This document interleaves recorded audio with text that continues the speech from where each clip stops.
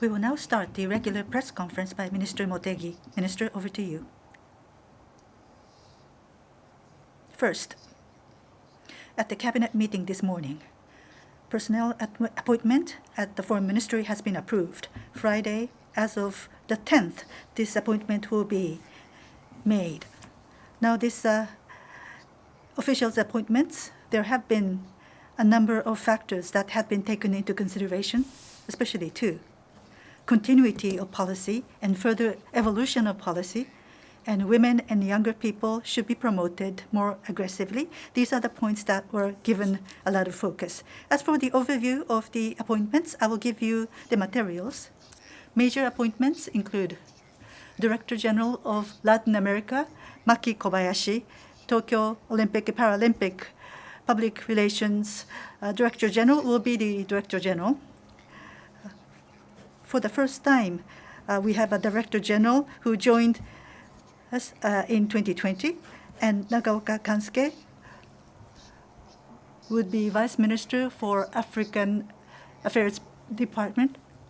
Afghanistan situation is very fluid, and in this, he has ample experience in the Middle East, and this is based on the fact that there is going to be continuity.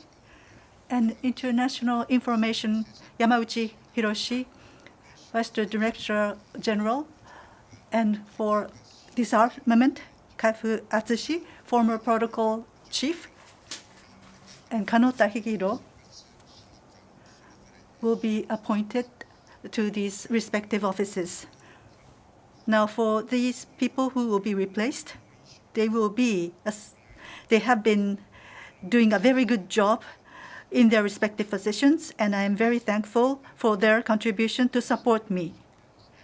In important offices such as ambassadors, they will be the face of Japan, and I expect them to be successful. Under the new appointments, the Foreign Ministry will be one to take on various challenges on the diplomatic front. That is all from me. Thank you. We will be taking questions. If you have been designated, please step up to the microphone and state your name and affiliation before asking your question. Over to you, Uehara-san. This is Aihara from Asahi Shimbun.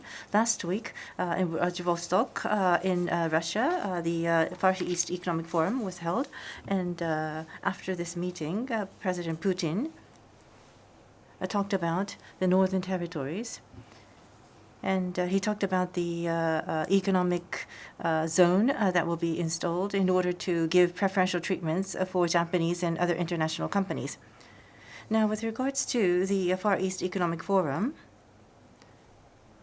President Putin referred to the fact that it is nonsense that there is no peace treaty signed between Japan, and the peace treaty negotiations talks should continue. This was mentioned, and the territorial issues should be addressed, and normalizing relationship, and we intend to hold continued talks. With regards to the point that you raised in your question, assuming that this is based on Russian laws and regulations, he referred to introducing a tariff-free zone in the northern islands, and that calling on international organizations, including Japanese organizations, to involve in economic development of the island.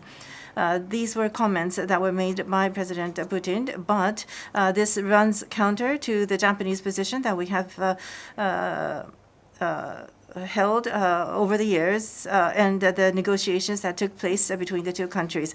The position of Japan is that we have been making requests over many times to the Russian side, and yet the statement was made this time around. We regret hearing this. And based on this announcement on the 3rd of September, we've made a request to the Russian side based on our position in Japan. The understanding is that the joint economic activities should be conducted without harming the legal positions of both countries. And therefore, it is based on this understanding we would like to conduct and continue constructive talks with the Russian side. And these talks will continue and make sure that we have the environment in place in order to sign a peace treaty. Next question, please. Miyajima-san, please. Miyajima from Mainichi Shimbun. San Francisco Peace Treaty. My question is about that. Tomorrow marks the 70th anniversary since the signing of the San Francisco Peace Treaty. Light armament, priority given to economic track. I think that was the foundation of Japan's prosperity. But right now we have new Cold War between China and the US. Now, what is the meaning of that peace treaty, and what should be the ideal picture for Japan? Tomorrow marks the 70th anniversary of the signing of the San Francisco Peace Treaty. Today is the 7th, which means tomorrow marks the 70th anniversary, September 8th.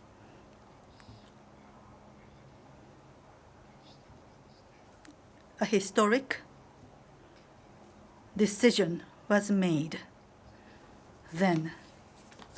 Post-war recovery, and Japan became a member of the international community. Japan returned to the international community. So this was a major step, this conclusion of the treaty.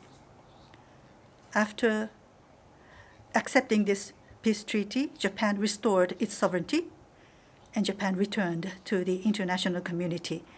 And until today, the treaty has been providing the basic framework of post-war order. And post-war Japan was able to realize peace and prosperity within this framework. This is an undeniable fact.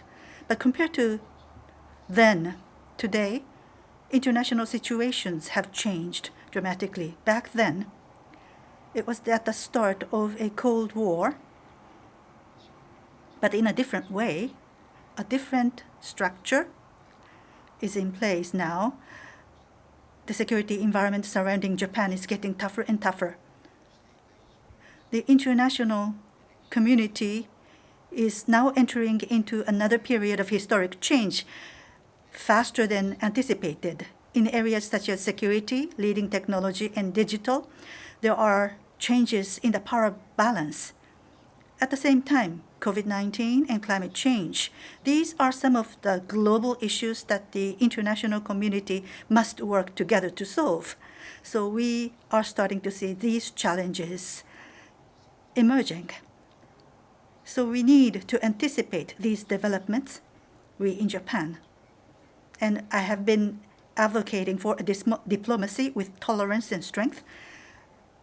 I would like to develop such a strategy in a broad fashion. International legal frameworks, including San Francisco Peace Treaty, we observe such a framework. Based on the shared values, there are various rules in place. We want to abide by those rules, and we also would like to respond to the new developments in the new era, and we would like to further lead rulemaking in the world in the new era. Next question, Dazuhari-san, please. News Army Japan. I would like to ask about Afghanistan. There are many Afghanis who wish to leave their country after the withdrawal of American forces, and reportedly the United States is taking, I think, 50,000, and other countries taking some Afghanis. Is Japan planning to take any Afghani refugees? Thank you. 今アフガンさまざまな課題を Afghanistan is faced with numerous challenges, and the top priority at this moment is to ensure the safety of the local hires and to ensure a swift and safe evacuation. Having said that, going forward, for those Afghanistan people who wishes to enter Japan, we will need to take into account the individual situations that they are facing. We will take into account those individual situations. The first and the utmost priority will be to ensure the safe evacuation of those countries, those people. Next question, please. Kondo-san. Kondo from GG Press. an Afghan athlete taking part in Tokyo Paralympics. Last night, this athlete boarded a plane bound for Paris. For safe passage, did the Japanese government offer any assistance for safe passage and acceptance? Now, as for Paralympics, IPC played a central role in managing and making arrangements, and Afghan athletes coming to Japan was also supported by the IPC. So as for the details, please refer to the IPC. Thank you. ございますでしょうか。 Any other questions? Azuhari-san. I heard your talk about the continuity of Japanese diplomacy by the appointments you mentioned, but you have the elections of LDP coming up soon, and then that will be followed by the elections of House of Representatives. That might bring considerable change in the names of those sitting in the Japanese government. How would Japan diplomacy deal with that in terms of the issues, crucial issues you are facing on a daily basis internationally? Thank you.